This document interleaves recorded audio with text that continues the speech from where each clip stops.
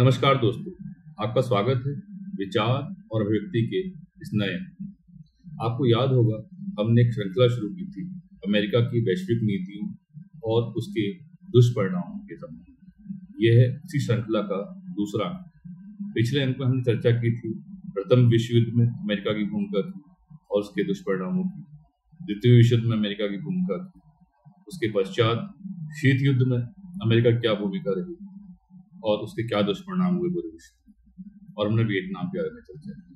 आज के इस अंक में हम चर्चा करेंगे खाड़ी युद्ध के संबंध में, अफगानिस्तान में हुए संघर्ष के संबंध में, और अभी हाल फिलहाल में इजराइल, ईरान और अमेरिका इनके बीच में हुए संघर्ष के बारे में। तो शुरुआत करते हैं खाड़ी युद्ध से। साल था 1990 और दुनिया एक नए युग में कदम रख रही थी।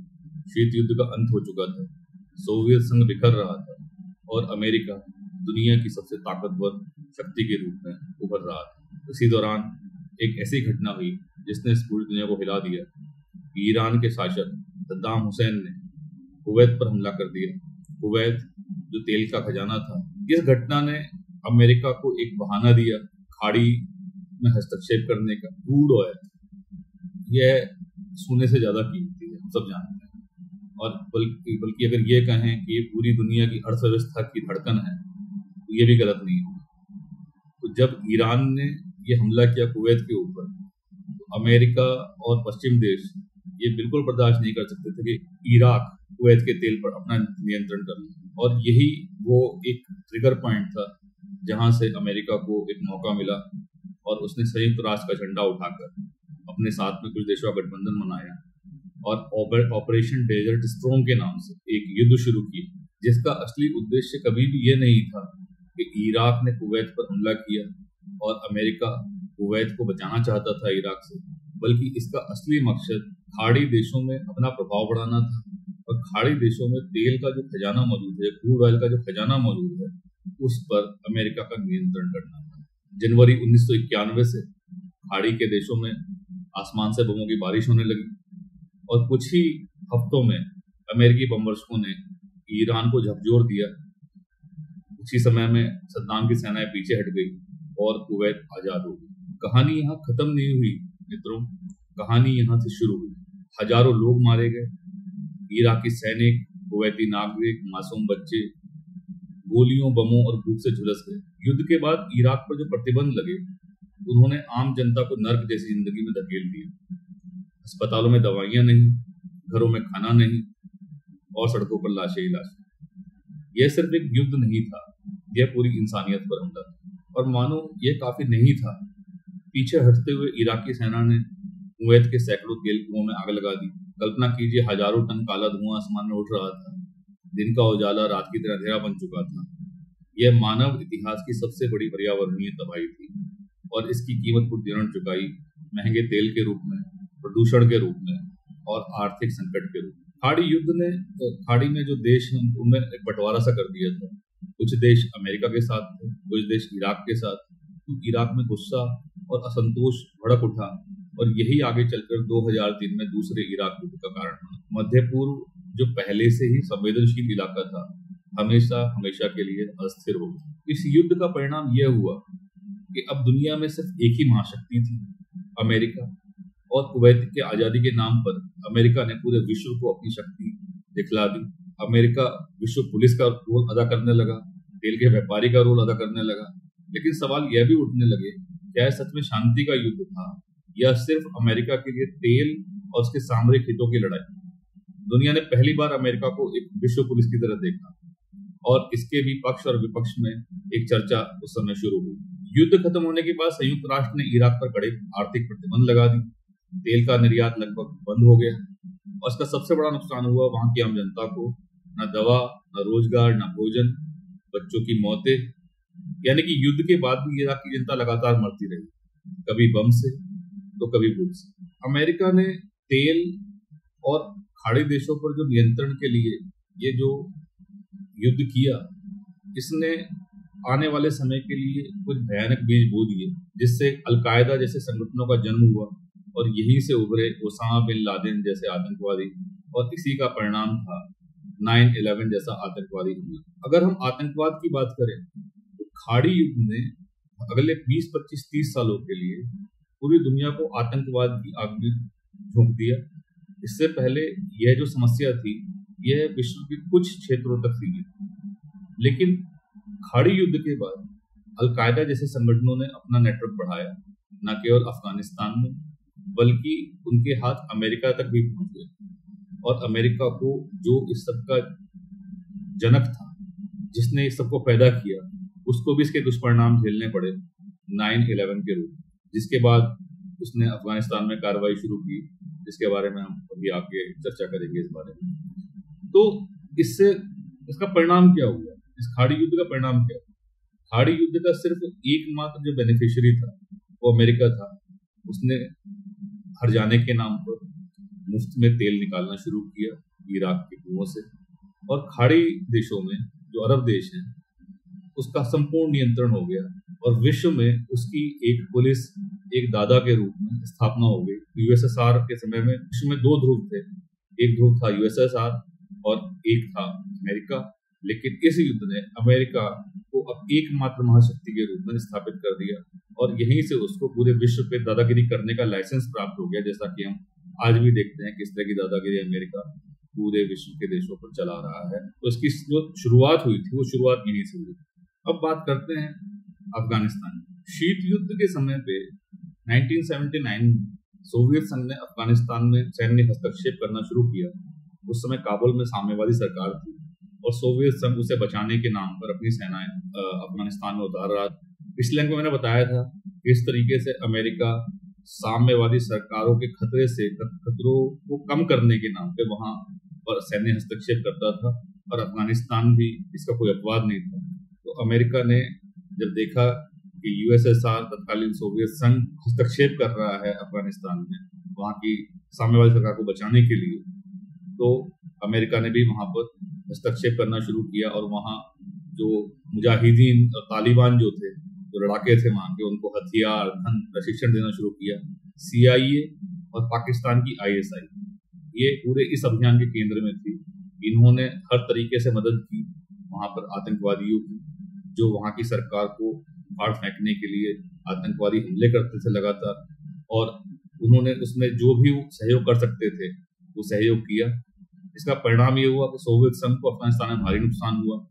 आखिरकार 1989 में सोवियत सेना को पीछे हटना पड़ा, और इस जिहाद ने तालिबान और अल कायदा जैसी ताकतों को जन्म दिया। सोवियत संघ के हटने का परिणाम ये हुआ कि नजीबुल्लाह, जो अफगानिस्तान के राष्ट्रपति थे, 1989 से 2001 तक वो वहां के राष्ट्रपति रहे, उनकी सरकार हट गई, नजीबुल्लाह की हत्या कर दी गई, और अफगानिस्तान में गृह युद्ध शुरू हो गया। अमेरिका इस समय भी अफगानिस्तान में सीधे तौर पर सक्रिय नहीं था, क्योंकि उसका ध्यान खाड़ी युद्ध और मध्य पूर्व पर था। अफगानिस्तान में विभिन्न गुट थे, आपस में वो लड़ते भिड़ते रहते थे, और इसी अराजकता में 1996 में तालिबान ने काबुल पर कब्जा कर लिया। शुरुआत में अमेरिका ने तालिबान से संपर्क रखने की कोशिश की, लेकिन जल्दी ही रिश्ते बिगड़ गए, क्योंकि तालिबान ने ओसामा बिन लादेन और अल कायदा को शरण दे दी थी, और यहीं से अमेरिका और तालिबान का टकराव शुरू हुआ। यहाँ पर मैं एक बात आपको याद दिलाना चाहता हूँ, जब तक नजीबुल्लाह की सरकार वहां पे रही तब तक वहां पर फिर भी शांति थी। सिर्फ अमेरिका के इस कुचक्र के कारण, जो अमेरिका ने वहां पर आतंकवादी समूहों को समर्थन दिया, जो हथियार दिए, जो उन्होंने आर्थिक को सहयोग दिया, आज जो हम जिस अफगानिस्तान को देखते हैं, जहां तालिबान की सत्ता है, जहां औरतों और बच्चों पर जिस तरह तरह के जुल्म किए जाते हैं, जहां हर छोटे से छोटे अपराध की सजा सिर्फ मृत्युदंड है, वह अफगानिस्तान अमेरिका की देन है। इससे पहले इस क्षेत्र में थोड़ी बहुत अशांति थी, थोड़ी बहुत अशांति कहीं भी होना स्वाभाविक है, लेकिन जो ये स्थायी अशांति जो अमेरिका ने दी है, ये लगता नहीं कि आने वाले 20, 30, 50 सालों तक ये कभी खत्म हो पाएगी, क्योंकि अमेरिका ने वहां का जो एक बेसिक DNA था वही चेंज कर दिया है।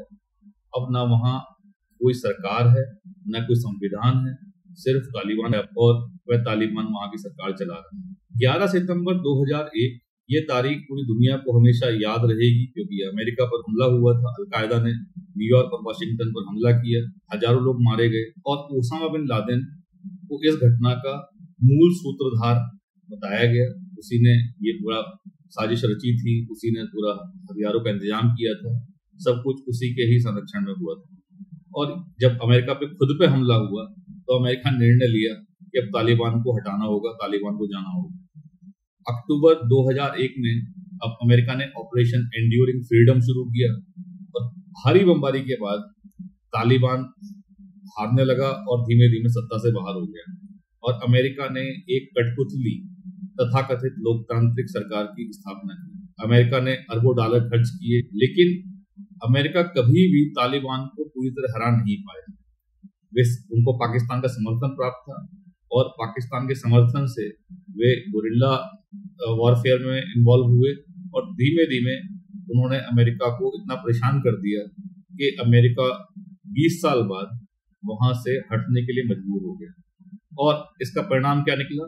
इसका परिणाम यह निकला कि आज अफगानिस्तान में तालिबान की सरकार है और मानवाधिकार जैसी कोई चीज वहां पर अस्तित्व में ही नहीं है। महिला शिक्षा या महिलाओं का किसी प्रकार का कोई जॉब करना, ये सिर्फ एक स्वप्न ही है। वहां पे महिलाएं खुले में भी नहीं निकल सकती और महिलाओं को तरह तरह के बंधन में वहां पे रखा गया है। बच्चों के साथ भी स्थिति यही है। तो अमेरिका ने अफगानिस्तान को पूरी तरह से बर्बाद कर दिया और वह अफगानिस्तान आज केंद्र बना हुआ है आतंकवाद का, तरह तरह के आतंकवाद। तो अमेरिका ने जो ये अफगानिस्तान में नीति अपनाई, इसका क्या असर हुआ? सबसे पहला असर तो ये हुआ कि आतंकवाद, इसका वैश्विक प्रसार हो गया। पूरी दुनिया में आतंकवाद फैल गया। जिहादी ढांचे जो अफगानिस्तान में तैयार हुए, उन्होंने पूरी दुनिया में आतंकवाद फैला दिया, दुनिया खतरे में डाल दिया।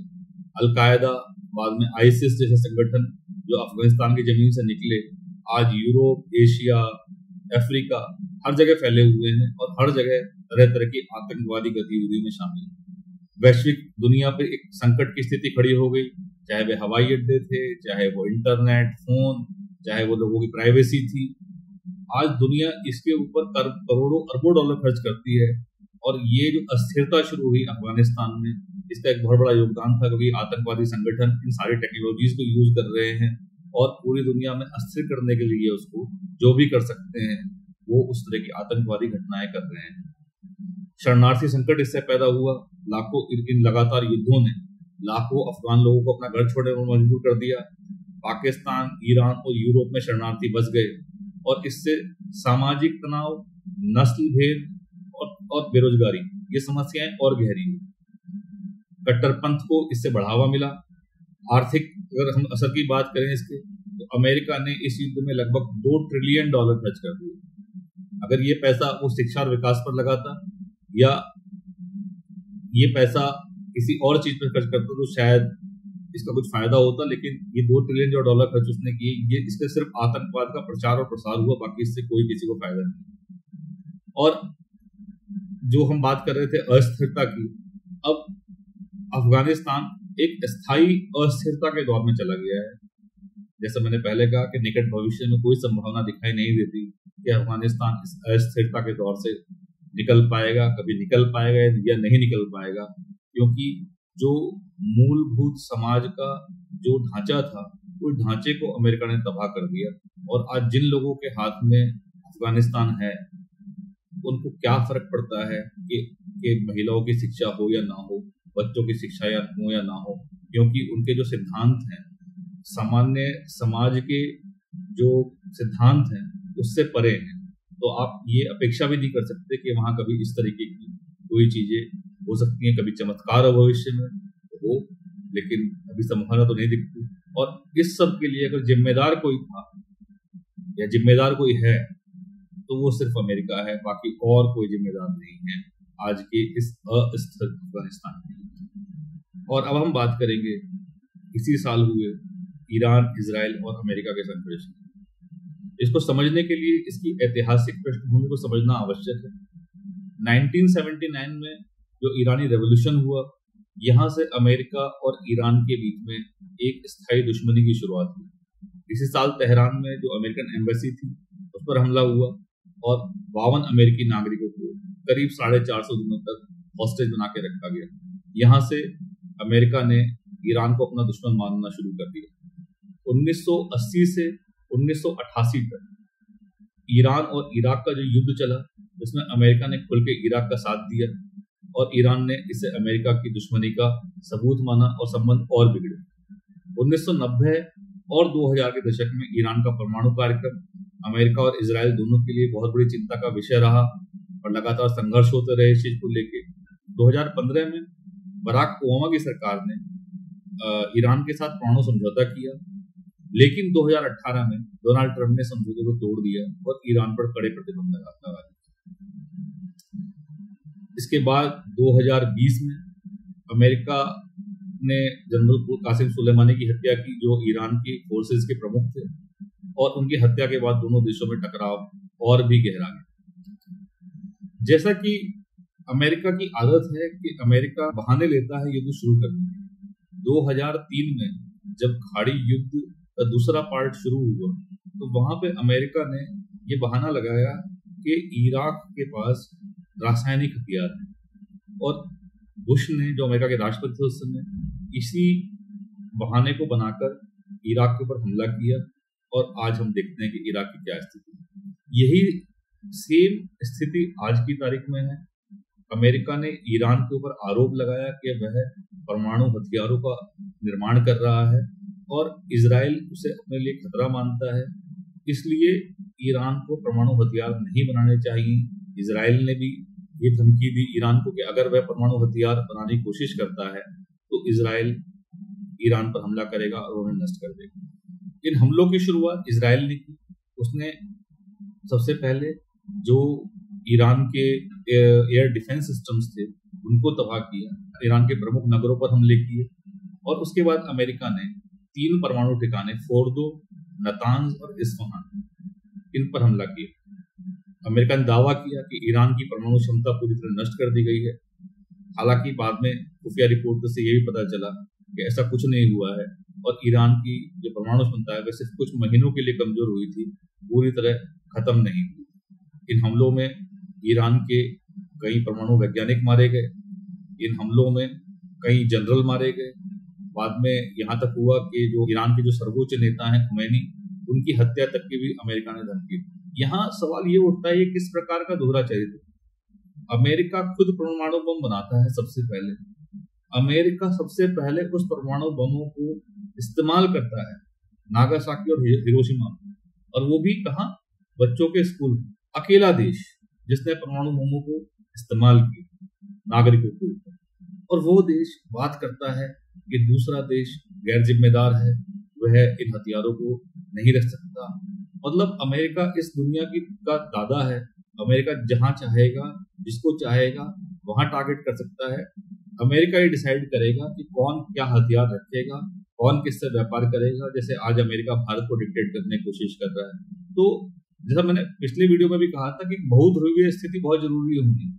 आज अमेरिका अकेली सुपर पावर है और वो अकेली सुपर पावर सबको धमका रही है, ये उसके हिसाब से चलो, अन्यथा परिणाम भुगतने के लिए तैयार रहो।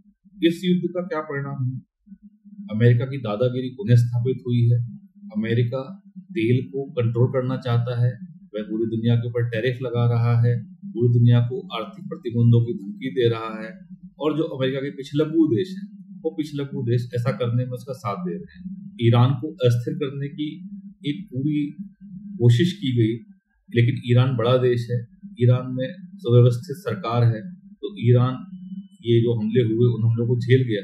लेकिन कहीं ना कहीं इसकी प्रतिक्रिया वहाँ सामाजिक तौर पर दिखाई देती है। इस प्रकार की जो घटनाएं होती हैं वे दीर्घकालिक परिणाम पैदा करती हैं, और जिनके भुगतान भविष्य की जो जनरेशन्स हैं उनको करने पड़ते हैं। अमेरिका अपनी हरकतों से न कभी बाज आया है, न कभी बाज आएगा।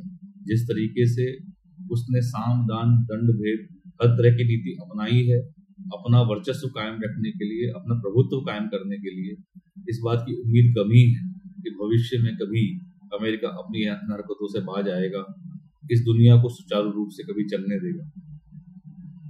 दूसरे देशों को चाहिए, जैसे भारत टैरिफ्स के सामने सर उठा के खड़ा हुआ है, इसका सामना करे, इससे दबे ना, क्योंकि जितना आप दबेंगे उतना आपको दबाया जाएगा। तो आज के अंक में हमने चर्चा की खाड़ी युद्ध की, अफगानिस्तान युद्ध की, और हमने चर्चा की जो अभी फिलहाल में ईरान और इजराइल का संघर्ष हुआ।